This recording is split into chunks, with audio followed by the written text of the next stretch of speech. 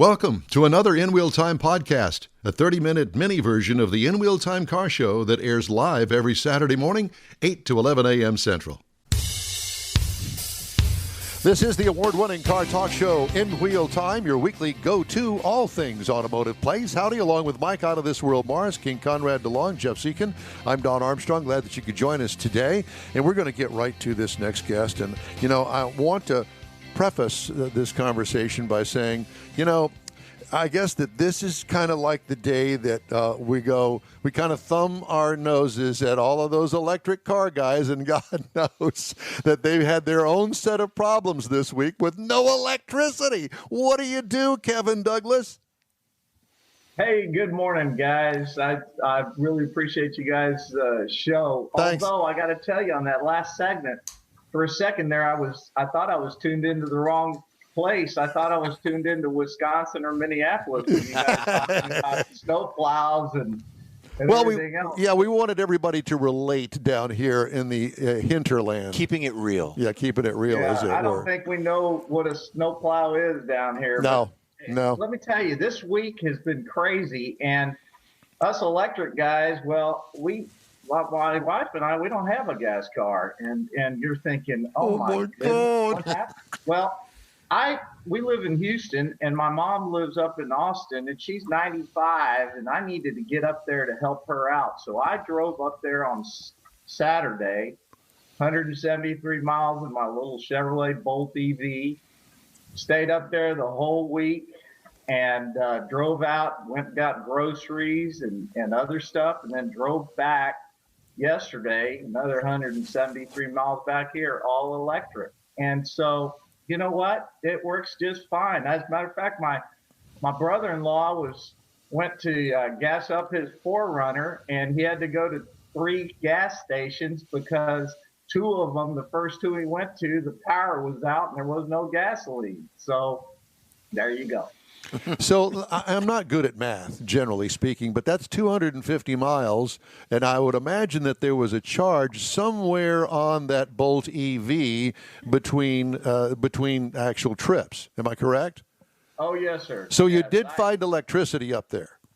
Yeah, we were very fortunate. 40% of the households in Austin lost electricity, but Wow. my mother and sister house did not, thank goodness. And so as soon as I got up there, I charged the car up full, expecting that we might. And then we just had these little 15-mile trips and stuff, but didn't lose electricity. And then I had the car charged up full before I came back to Houston. So I did have to charge to go up there, and I did have to charge to go back. The Bolt goes about 200 miles. So, even if you're having to make little short trips, folks didn't go to work. So, right. If you have a car that's got 200 miles of range and you've got 3-4 days where you might run to the store or something, it's not an issue. So tell me, when you got to Austin, 173 miles on a 200-mile range, how long does it take to recharge on a 110 plug? So I didn't charge it on a 110 plug because my sister and brother-in-law also have electric vehicles. Oh, okay. So they have a little charging station on 240. And so it took about 6 hours to get the car. Oh, that's not bad. That's not bad at all. Did it take longer because it was so cold, or did the cold have any impact on your charging? The cold does have impact.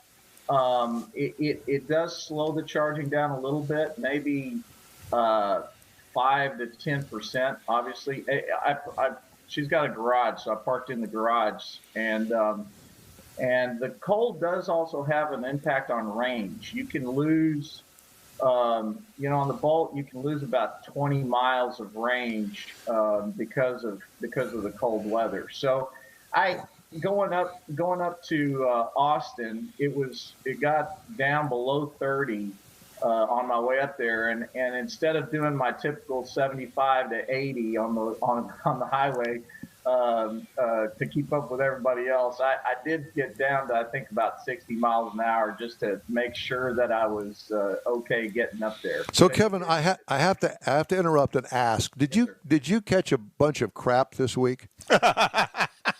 Oh, I tell you, folks. First of all, everybody went into survival mode. There was no launching crap to anybody, right? I mean, everybody was just trying to help each other out. Amen. And so I've been doing this for 20 years, and it's amazing how much more interest there is in electric vehicles just in the last few years. It's really been. It's really interesting. Well, there needs to be a lot of interest because every manufacturer is spending billions of dollars on electric cars that are going to be flooding the market here in the next couple of years. And I would imagine that they got a lot of splaining to do, Lucy, especially after we've had all of this Is this the week. Infrastructure in place to charge all those cars if we do go that volume of electric cars? You hear Elon Musk, the owner of Tesla, you hear Toyota fussing about it. They have rolling brownouts in California because they can't produce enough electricity, and that didn't have anything to do with weather. And then you have the issues here with weather, which is kind of specific to that. But let me ask you another question on, have you read all of the articles about the Ford truck and how they were taking the generator on those Ford trucks and powering their houses? That's a pretty creative turnaround on the Ford truck as well. Absolutely. One of the things that if you have a hurricane event or something, people go get gasoline, people, get ready for it, and you can charge these vehicles up. And then I actually put a 2 kilowatt inverter on our cars at home on the 12-volt system. If we have a power outage, I can actually power the fridge, the computer, the TV from your Bolt. From my Bolt, absolutely. Oh wow!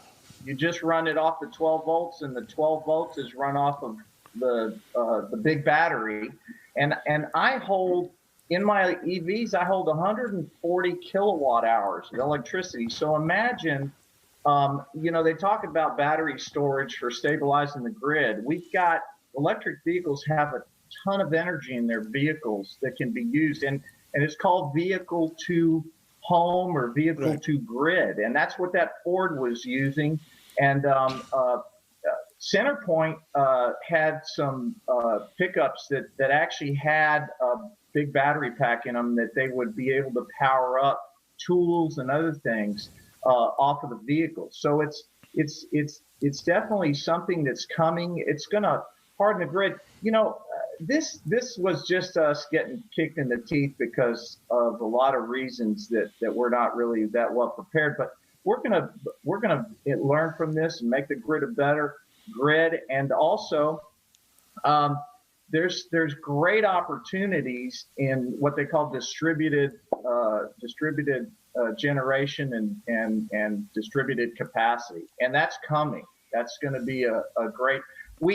In the 50s, we didn't have air conditioning, and they built the grid so that we could all have AC. If you talk to old Houstonians, they had open windows and sat on the front porch, and then we had air conditioning, and we built the grid for that. We will get the grid built, and with the storage capacity of electric vehicles, it's actually going to be better.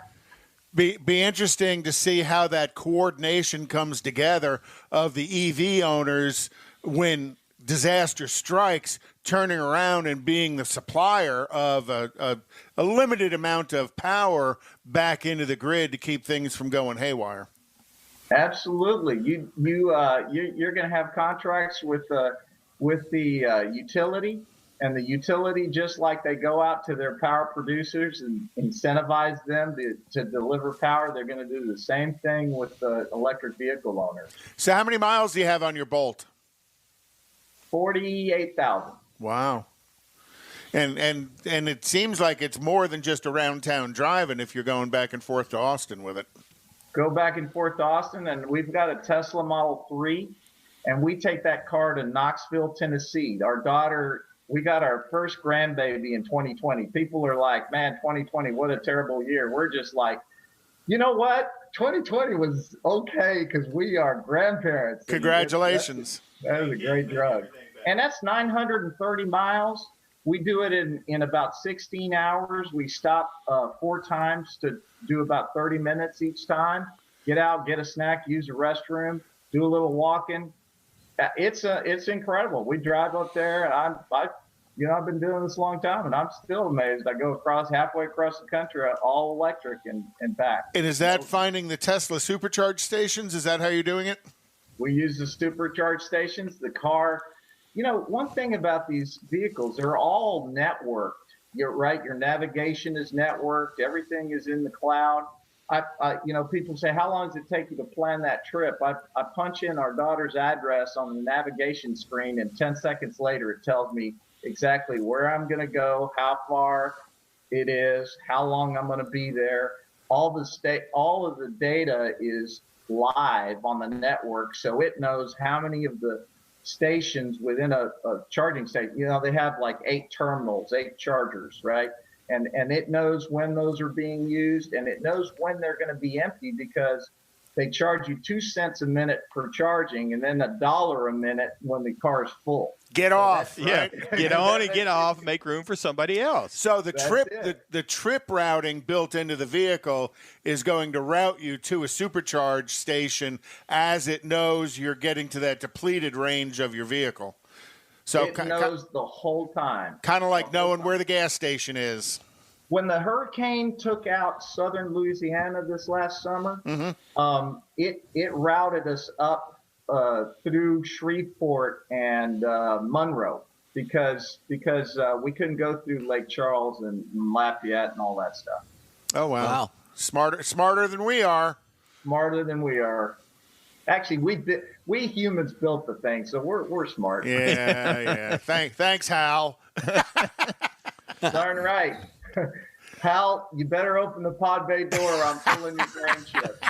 I have to ask you, does ERCOT, does anybody with the government, the authority, the electric company, did they ever contact you and talk to you as an end user with an electric car about what you would like to see and what do you need?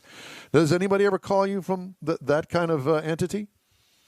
So there's lobbying groups for everything, and there's a lobbying groups for electric vehicles. It's called TechCetera. And TechCetera is a great group of folks. Most of them are lawyers involved in bringing renewables to the state of Texas. And there's actually an omnibus bill in the state legislature for this session that's going to deal with a whole bunch of issues that there are questions about. How do you price electricity? What are the market responses to electric vehicles?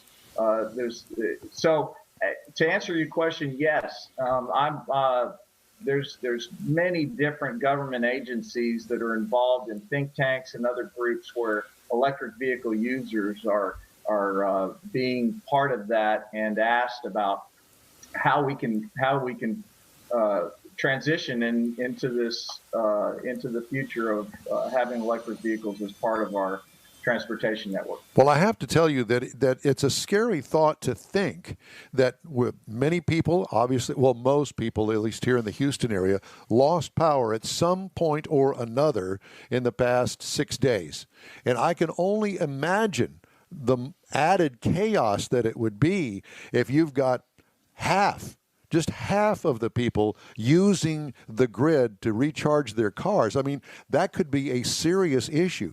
How are you going to get fire trucks to put out fires at homes? How are you going to get an ambulance to get somebody from their house to the hospital? And we could go on and on with examples, but you understand what I'm saying? And I'm thinking that they need to hurry up and get this grid thing figured out, and then get charging stations for automobiles or trucks, whatever.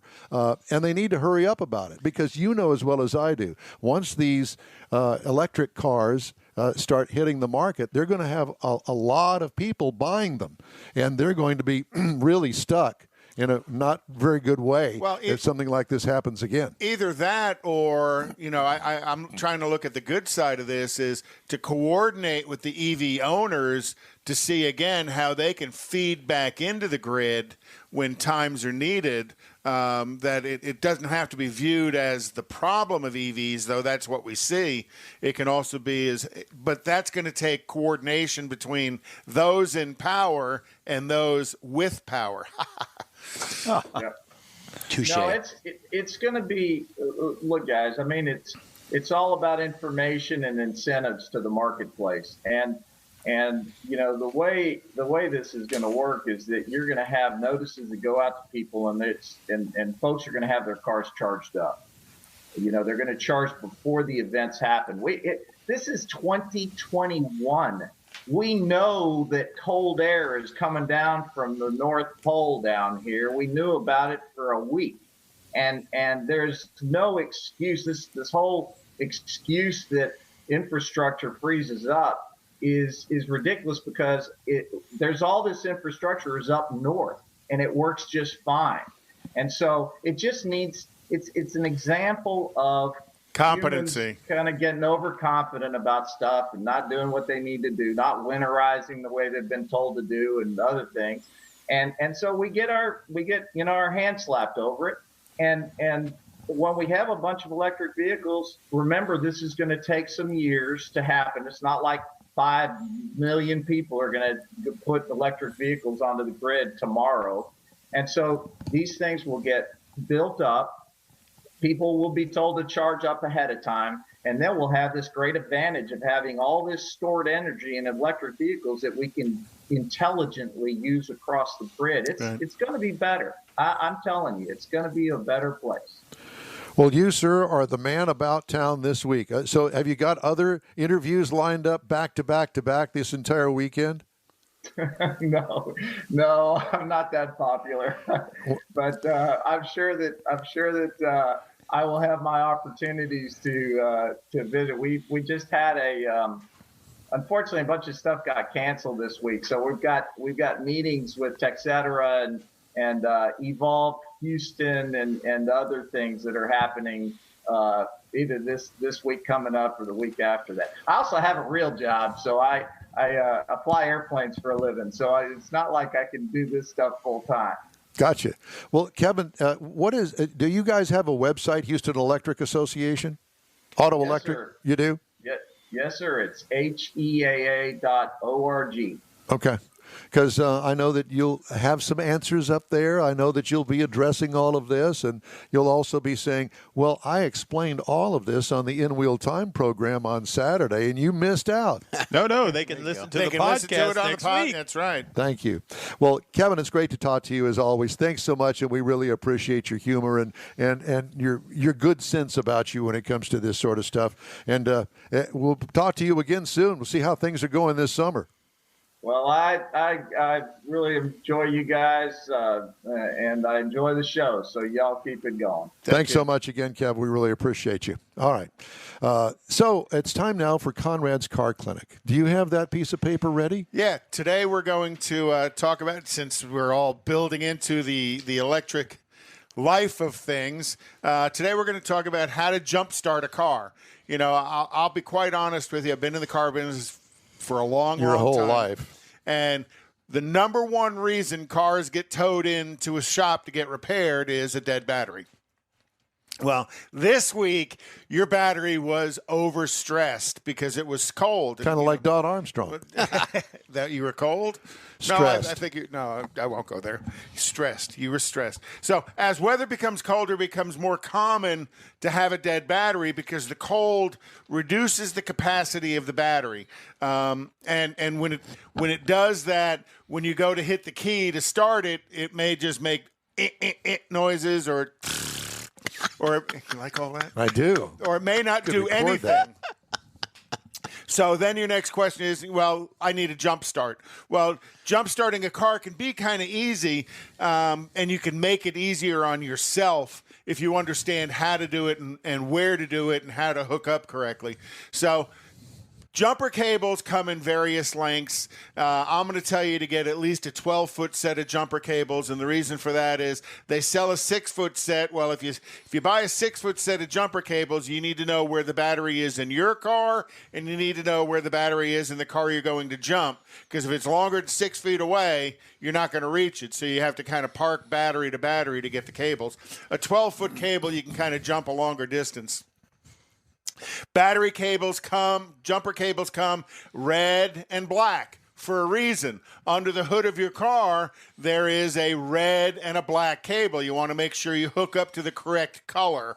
Otherwise, you can cause catastrophic damage to both vehicles if you're not really if you don't kill yourself first. But you don't always hook it battery to battery. There are some vehicles you hook to the frame versus right, and that's or a charging post rather than there's most cars today have a charging post on them where it's going to have like a little red cover on it, and you're going to pull that little red cover off of it and hook the jumper cable to it. Now, what you don't want to buy are jumper cables that are just all copper, and you can see the copper in your hands, because if you touch those two things together, that spark can damage your car. Shocking. So you want to get So you want to get jumper cables that have a coating or a plastic cover on the clamps so that you don't accidentally touch those two cables together. So when you're going to jump a car, my way of doing it is to leave your car that's got a good battery running. Hook the jumper cables up to it first. Hook up the red cable first. Hook up the black cable. Make sure the other end cables aren't touching each other, or you just popped something in your car, and that's not good. Then go to the other car, hook up the red cable first, and always hook up the black cable second. Now, underneath the hood, there's going to be jumper posts, or you're going to jump right on the battery. I'm not a believer in hooking that last black cable up to the battery. I want to hook that last black cable up to something pretty heavy metal underneath the hood if you can. Corvettes are a real pain to jumpstart, first off of where the battery is, and it's not a metal car. It's a glass car. But a lot of cars now even have a ground post to hook that last cable up to. And it will spark, and don't freak out about the spark. It's going to spark because now all of a sudden the power from the good car is charging the dead battery in the old car. So I like to do it running. Some people will tell you not to do it running. Either way, I just prefer to do it running, because if all of a sudden it draws your battery down as you're trying to start their car, now neither car starts, and then you're calling AAA. You're screwed. I've always done it with the car running. You always do it with the car running. And then you really want to, once you hook up to the car with the dead battery, let the car run a few minutes, let the good car run a few minutes to start pushing a charge in. Even if you can kind of raise the RPM up in it a little bit so that the alternator from the good car starts to charge the dead battery in the old car, depending on how dead that battery is. And I'm going to tell you, give it 3, 4, 5 minutes to do that, and that'll push enough of a charge into the dead battery. Then go over, start the car up. And when you start the car up, you want to disconnect the dead battery car first, and then disconnect the good car with the good battery car second. But again, the black cable is the last one you always want to handle. You know, the red cable, take it on and off, and then take the black cables off.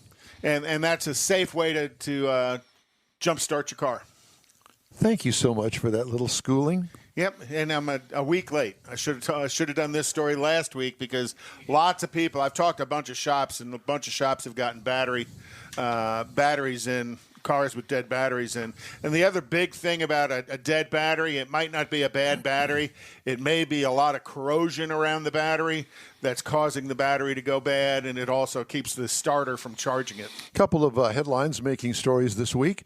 Tesla leapfrogged Audi in 2020 to become the fourth largest luxury vehicle brand in the U.S. and is closing in on the top three of BMW, Lexus, and Mercedes-Benz, according to new vehicle registration data from Experian. The electric vehicle maker registered 200,000 vehicles last year to grab the number 4 spot from Audi, which registered 183,000 plus vehicles. A year earlier, Audi topped Tesla by almost 50,000. Tesla recently redesigned its aging Model S and Model Y vehicles for the first time since their launch, and CEO Elon Musk said the deliveries of the Cybertruck pickup could start by the end of this year. With billions in capital raised and valuations in some cases eclipsing those of public dealership groups, online used vehicle startups appear ready to gobble up market share. Rapid growth by Carvana and other online players has created one of the most watched situations in auto retailing. Carvana, Vroom, Shift Technologies, and most recently CarLots have raised nearly $4 billion. And while they have yet to report profits as public companies, investors see nothing but daylight on the online used space. I cannot imagine buying a car sight unseen and having it delivered to your house. But No, that's not me. we've got here in Houston, not too far from here, is Texas Direct. Now, Texas Direct was sold to Vroom a couple of years ago. I did not know that. But it still does business as Texas Direct. They are the largest, up 2 years ago, the largest online car sales organization as an individual location. Well, Carvana struggled when it first started, and they built these monstrosity vending machines. Which and is I their thought, gimmick. How stupid. Well, they went public in 2017, and that particular stock dazzled the market. Did you buy some? I did not. After trading at about $93 at the start of 2020 and dropping to less than $30 in the early weeks of the coronavirus pandemic, Carvana's shares have since boomed, selling for as high as around $300 in recent weeks. You didn't buy any. I didn't. It closed last week with a share price of $296.08 and a market capitalization of $50.86 billion. Wish I'd have bought far more. outstripping the combined values of the 6 public dealership groups. Sensing opportunity and with the pandemic juicing interest in online vehicle sales, Vroom, Shift, and CarLots all went public within the past 9 months. I'm sorry. I turned you off. Sorry. It's because of their marketing. They've put the commercials out there, and they've had Super Bowl stuff going on. So, kudos to them to get the marketing out. J.P. Morgan analysts predict that 12% of all used vehicle sales will happen online by 2030 versus less than 1% today. They expect Carvana to own the lion's share of them, 35%. We got more of the In Wheel Time show coming up right after a couple breaks. If you're in charge of your company's small, medium, or large business anywhere in the U.S., let the On Hold Company help you retain customers and promote your business on your telephone system. Promote special sales or company info when placed on hold. The On Hold Company provides custom on-hold messages with professional male or female voices, licensed background music with no long-term contract, no monthly recurring bill, and updates your messages as needed. Call the On Hold Company at 713-223-HOLD or go to onhold.net. Tailpipes and Tacos is Houston's premier cruise-in, and you're invited to join in. Whether you're a cruiser or spectator, Tailpipes and Tacos is the place to enjoy made-to-order breakfast tacos, fresh coffee, and mingle with Houston's fun car people. Mark your calendar for Saturday, March 20th for Tailpipes and Tacos at the Lupi Tortilla Mexican Restaurant in Katy, 8 a.m. to 11 a.m. Tailpipes and Tacos is free, and everyone is invited. You'll see collector cars, hot rods, customs, magnificent originals, and resto mods, all at one location. Cars from all over Southeast Texas cruise in and show off in a friends and family event at the Lupi Tortilla Mexican Restaurant on the Grand Parkway at Kingsland Boulevard, just south of I-10 in Katy. Drag racer, car enthusiast, and Lupi founder Stan Holt brings you Houston's hottest cruise in, Tailpipes and Tacos, Saturday, March 20th, 8 a.m. to 11 a.m. at Lupi's in Katy. The In Wheel Time Car Show will be there too. Get your ride ready and we'll see you at the Tailpipes and Tacos Saturday morning cruise in, March 20th, 8 to 11 a.m. at Lupi's in Katy, weather permitting. That's it for this podcast episode of the In Wheel Time Car Show. I'm Don Armstrong, inviting you to join us for our live show every Saturday morning, 8 to 11 a.m. Central on Facebook, YouTube, Twitch, and our InWheelTime.com website. Podcasts are available on Apple Podcasts, Spotify, Stitcher, iHeart Podcast, Podcast Addict, TuneIn, Pandora, and Amazon Music. Keep listening, and we'll see you soon.